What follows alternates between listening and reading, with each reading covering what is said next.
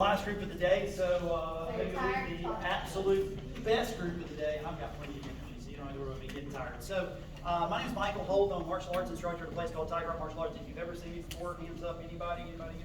All right, hands back down. It might be that I talked to you as a, second, third, fourth grader at elementary school at some point in time. Rarely do I ever get the opportunity to actually come and talk to high school students, so I'm really excited about today.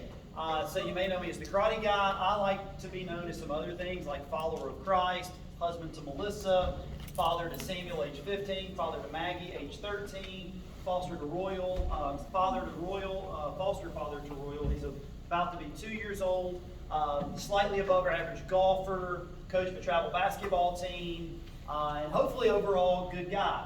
But today isn't about me. Dr. Dickens asked me to come talk to you guys today on this kind of special day for seniors where you get to rotate around and not be testing like the rest of the school is. Asked me to speak on specifically leadership and character.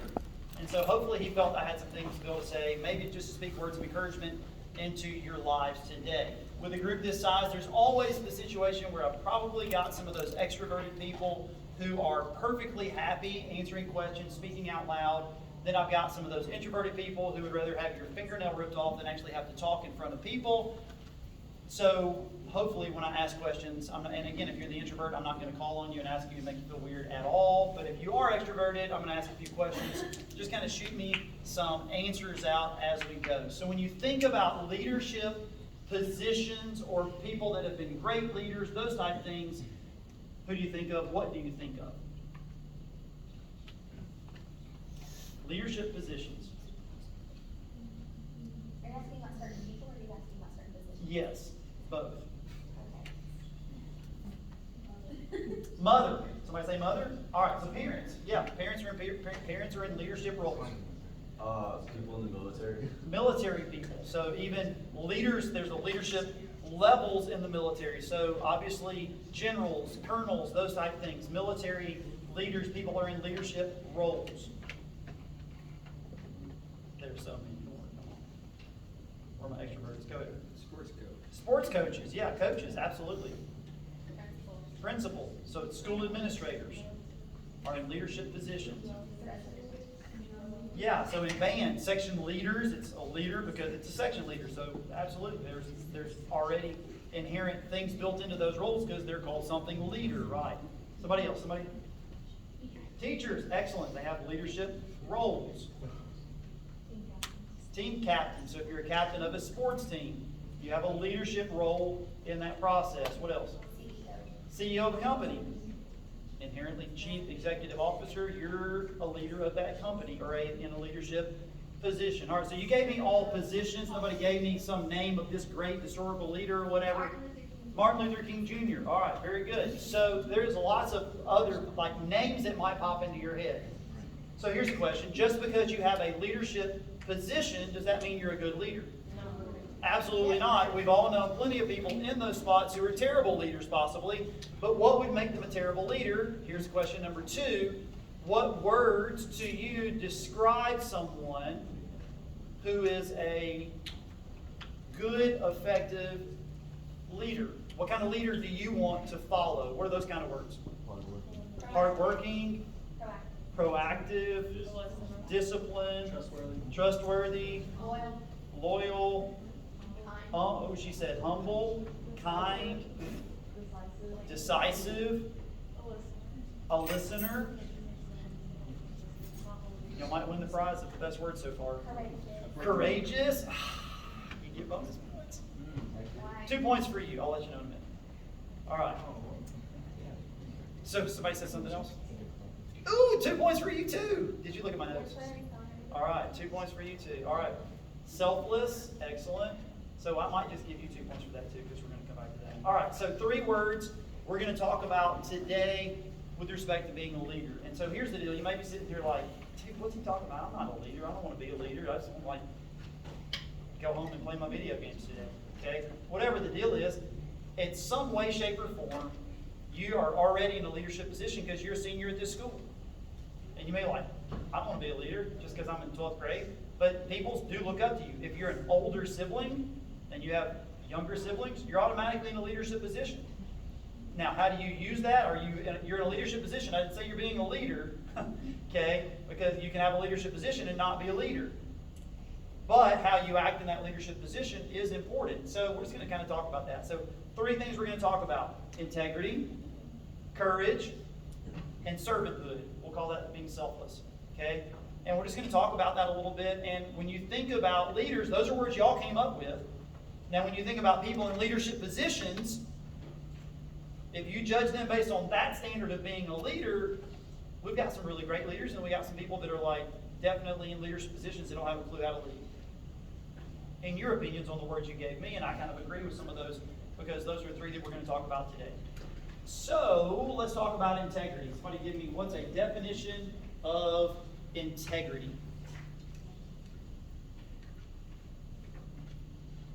I'll help you. This building, fortunately, has structural integrity. What does that mean? It's not going to fall in on our heads, right? Okay, so it's structurally sound. When you drive over a bridge, you want it to have structural integrity. What it's made of is solid. As people, that's called our character. In a group this size, I've got people of different skin colors, different sizes, hair, no hair, okay, whatever the deal is. So your character is not who you are on the outside. It's not what the building looks like on the outside or the bridge looks like on the outside as much as it's what it's made of and how strong it is. So your integrity is that. Your character is that. So integrity to me is doing the right thing even when no one is watching. When is it really, really easy to make the right choice? When somebody's right there watching. Guess what? As a leader, who's looking at you? A lot of people. Anybody that you're leading is looking at you. So when I would study for exams in school, the temptation was always there. Man, I studied hard. I want to make good grades. I want to achieve. So I prepared. Maybe it's an engineering test I'm taking in school, and it's a math one. The derivative of this, I've worked out this equation. I'm just not sure if the answer's right. I don't want to miss it. Smart guy sitting next to me. I didn't cheat. What did I do?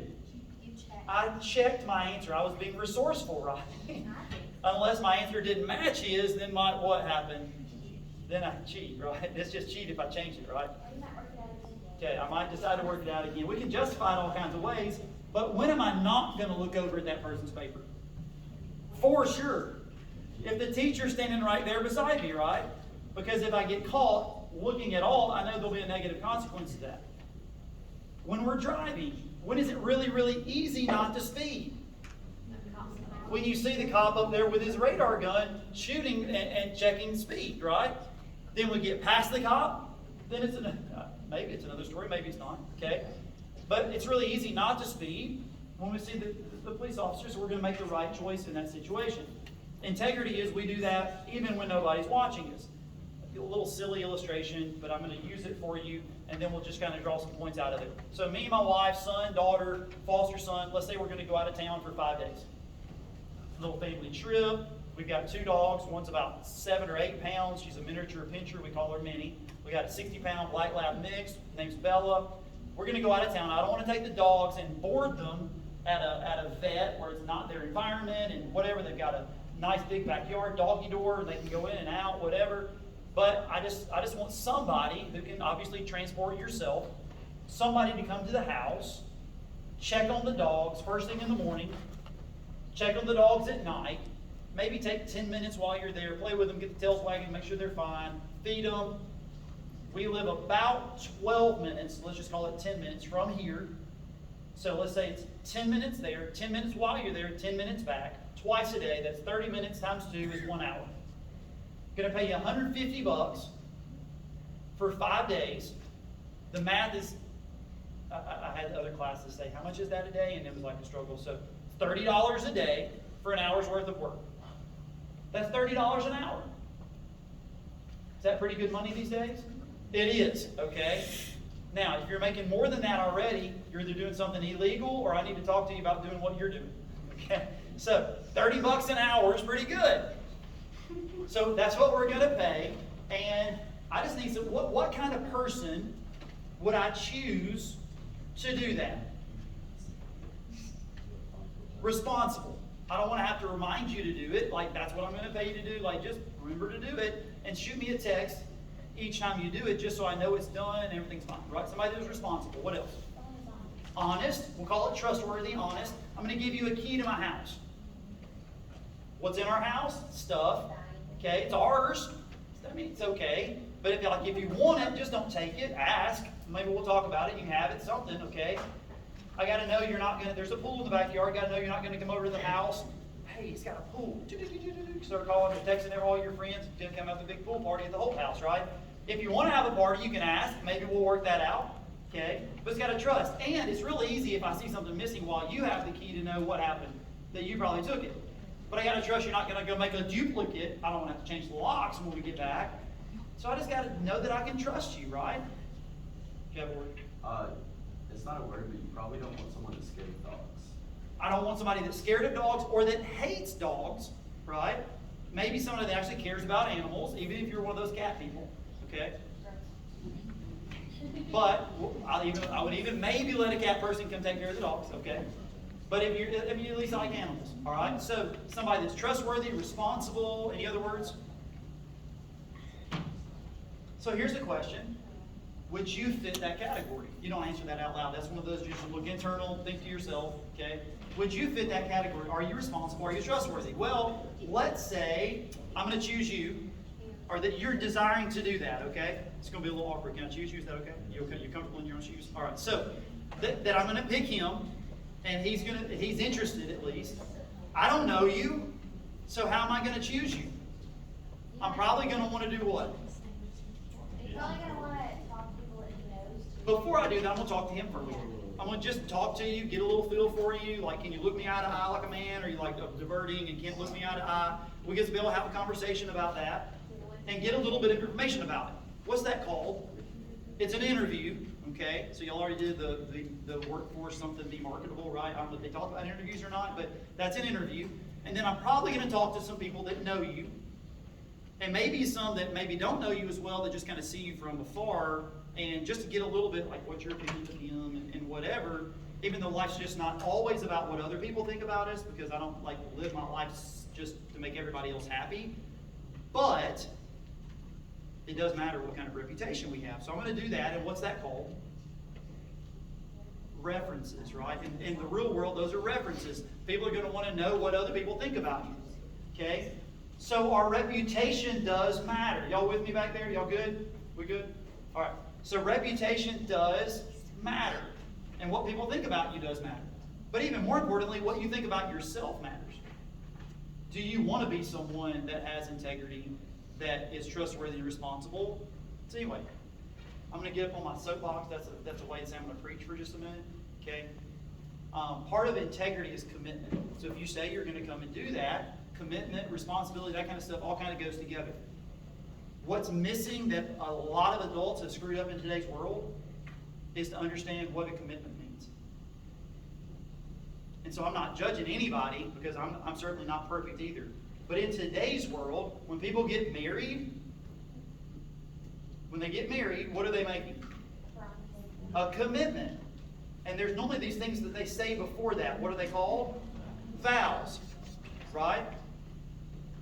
In sickness and in health. For better or worse.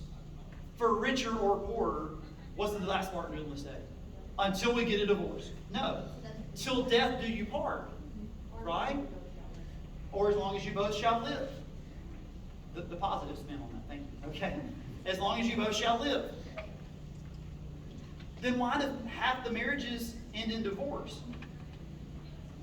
Because they're imperfect people. I get all of that, but let's just honor our commitments. We can't fix what anybody else has already done, but what you can do, I got to talk to like 400 of you today, what you can do is decide to make a difference in your future, the future of your kids, and when you're in a marriage, like, be committed to it. Then if and when you're blessed and become parents, you may look at your parents and think, man, they're pretty good parents. Or you may I'm not judging your parents. I'm just encouraging you, when you have kids, like, decide to be a parent and be the best parent you can possibly be to those kids. I'm going to get off my preaching box for just a minute, okay? Just be committed. Be a person of integrity. All right. Next word, courage. Do you want to follow a leader who has courage? What's the opposite of courage? timidity, coward, okay? So do you want your leaders to have courage or to be cowards? Whatever the situation is, that parents, teachers, coaches, President of the United States, CEO of the company, do you want that leader that you follow, you want your coach to have courage or not have courage? Because courage, as a leader, you have to make tough choices sometimes. As a coach, somebody might need to be benched, and you got to have the guts to actually bench that person. As a parent, you have to have courage not to always just make your kids happy all the time. Okay? Who agrees with all the decisions your parents make? Anybody? I mean, you're not dare going to raise your hand, right? Because your parents might find out that you said that. Okay? Like, do you actually agree with all the decisions your parents make? They're not perfect, but you know what? They're trying to make the best decisions they can possibly make for you. But it takes courage to make those decisions because they probably don't like to always have arguments and disagreements and like, no, you can't go here, can't go here, can't go here, you can't wear that, can't do this. But sometimes as parents, that's just what they're supposed to do because they care about you and they're leaders.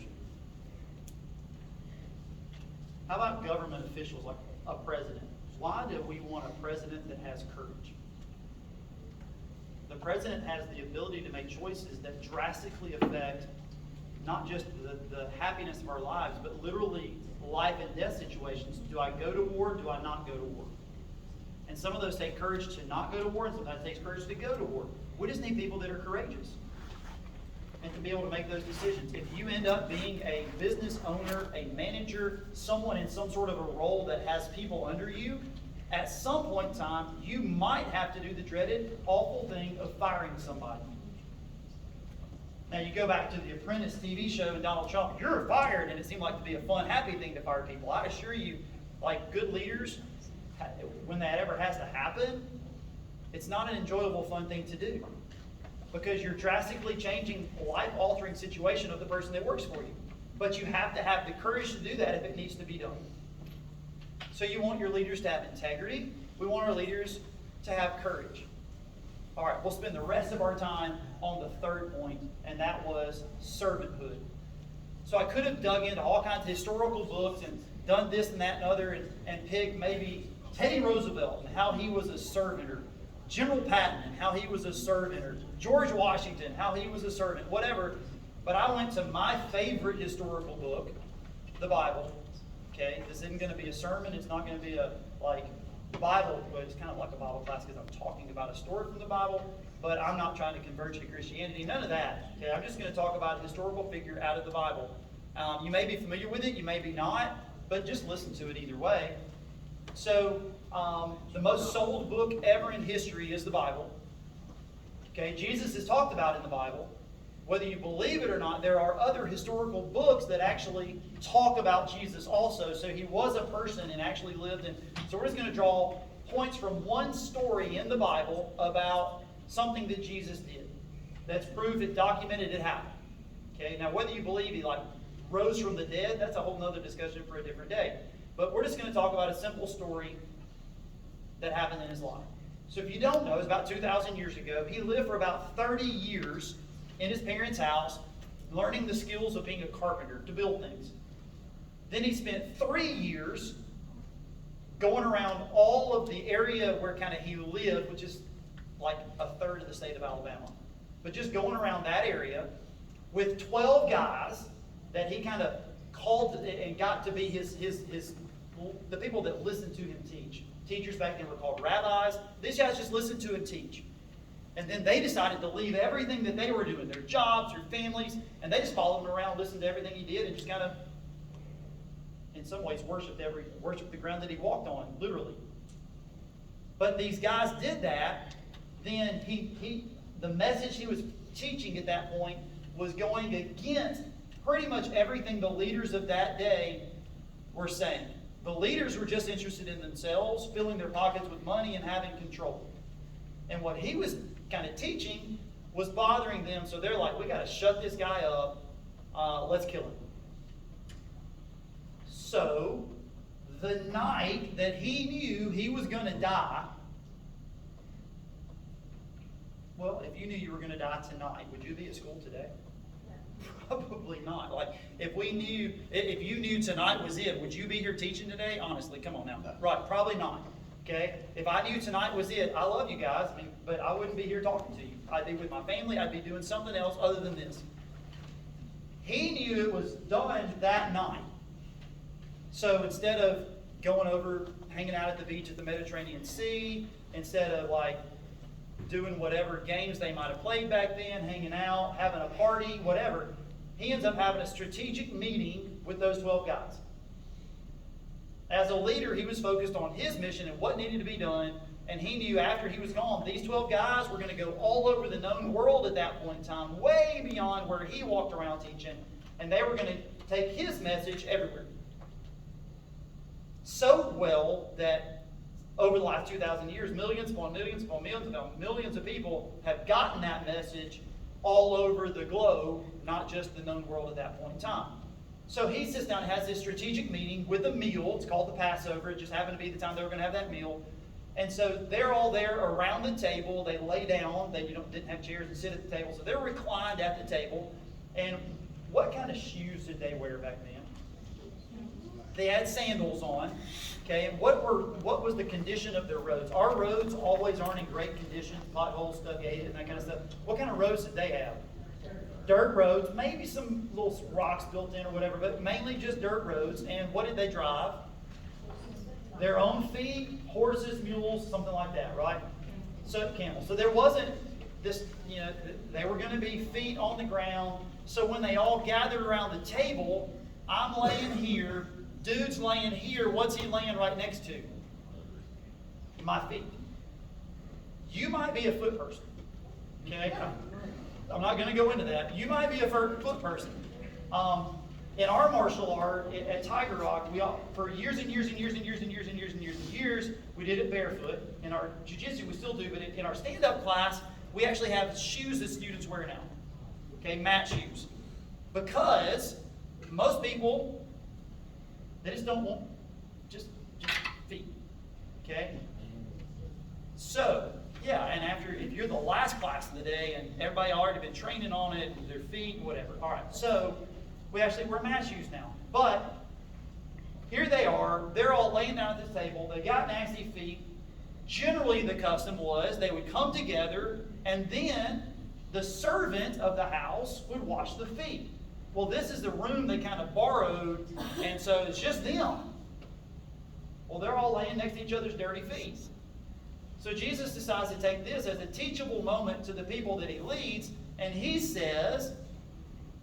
thinks, hey, I'm gonna take care of this. Gets the water bowl, gets the towel, and he says, guys, take your shoes off, I'm gonna wash your feet. Now let's backtrack.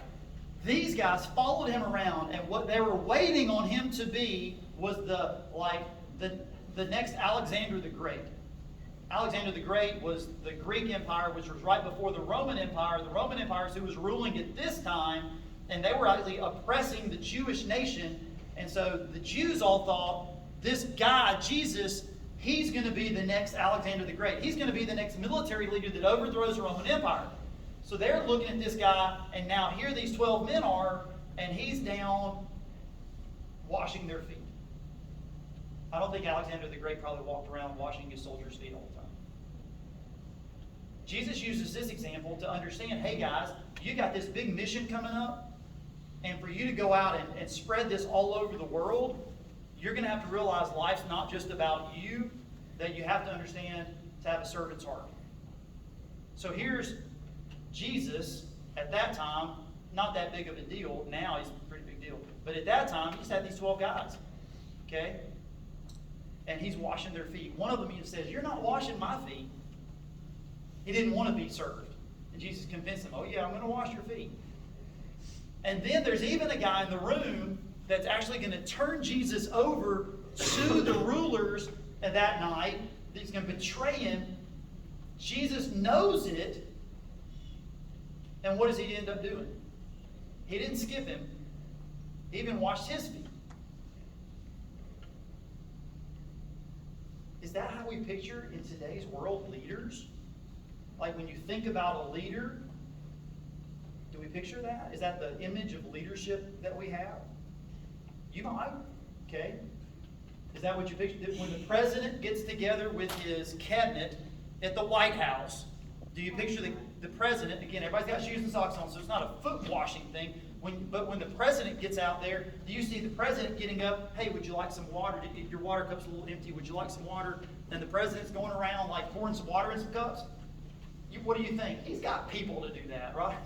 Okay, there's somebody there that can pour the water. President, be a president. What kind of leader do you want to follow? One that cares about the people that are following him, or one that doesn't? So, 3 words that we talked about. If you're listening, make me happy here. What were the 3 words we talked about? Integrity was first. When you say you're going to do something, do it. Do the right thing even when no one's watching, right? And then courage. Got to have the bravery, the guts to make tough calls when they have to be made, to have crucial conversations with people. And again, whatever relationship that is, parents have to figure out how to have crucial conversations with their kids sometimes. Unpopular conversations. Teachers have to have unpopular conversations with parents sometimes, with students sometimes. I mean, no matter what role you're in, you got to have to be able to have those conversations. You got to have courage to do that. And then the 3rd word, servanthood. To truly understand, to lead, I first have to understand how to serve. And then you can be a way more effective leader by being able to do that. But just being a normal, good old person, you should be able to have integrity, courage, and also be willing to do stuff for other people, right? It just makes sense, doesn't it? But a lot of times in leadership, we don't think, hey, the best leadership looks, hey, go wash people's feet. Probably not in most of them, okay? And again, we don't have to wash each other's feet, we wear shoes and socks, right? But just the concept of being able to go out there and look for ways to be able to help other people. All right, so you can kill the tape over there.